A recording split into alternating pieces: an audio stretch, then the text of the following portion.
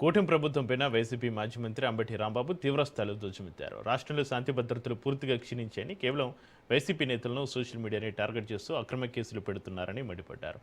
తీవ్రవాదులపైన ప్రయోగించాల్సిన ఉప చట్టాన్ని ఓ సాధారణ యూట్యూబర్పై పెడితే దాన్ని ఉపమా చట్టం అనక ఏమంటారని కొడాలి నాని వ్యాఖ్యలను అంబటి సమర్థించారు. ప్రభుత్వం ఎవరిపై అన్యాయంగా కేసులు పెట్టినా వైసీపీ తరఫున న్యాయసేవం అందిస్తామని స్పష్టం చేశారు. అలాగే చంద్రబాబు నిర్ణయాలు నచ్చకి డిప్యూటీ సీఎం పవన్ కళ్యాణ్ చాలా కేబినెట్ మీటింగ్లకు రావడం లేదంటూ అంబటి రాంబాబు సంచలన వ్యాఖ్యలు చేశారు.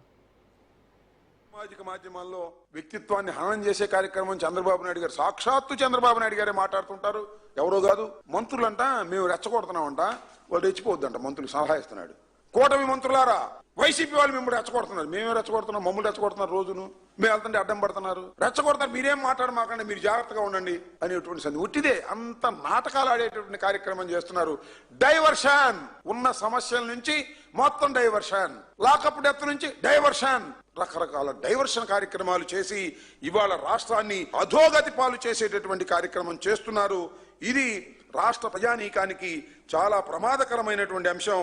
దీని మీద దృష్టి సారించుకోకుండా నేను అడుగుతా ఉన్నా, చంద్రబాబు నాయుడు గారు రండి, మీరు దమ్ముంటే ప్రభుత్వం ఎలాంటి హత్యలు చేసిందో, దారుణమైన హత్యలు, దాని మీద ఎంక్వైరీకి మీరు సిద్ధమా అంటే ఎంక్వైరీకి సిద్ధం కాదు. సిబిఐ ఎంక్వైరీ వేస్తారంటే వేయరు, సిట్ వేస్తారు. సిట్ వేసి దాన్ని ఇష్టం వచ్చినట్టుగా కలగాపొలగం చేసేటటువంటి కార్యక్రమాలు చేస్తున్నారు. ఇది చాలా ప్రమాదకరమైనటువంటి అంశంగా నేను రాష్ట్రంలో భావిస్తున్నాను. పోలీస్ యంత్రాంగం అంతా కూడా వారి చేతుల్లో పెట్టుకున్నారు. జెన్యూన్ గా కేసులు పెట్టేటువంటి పరిస్థితి లేదు.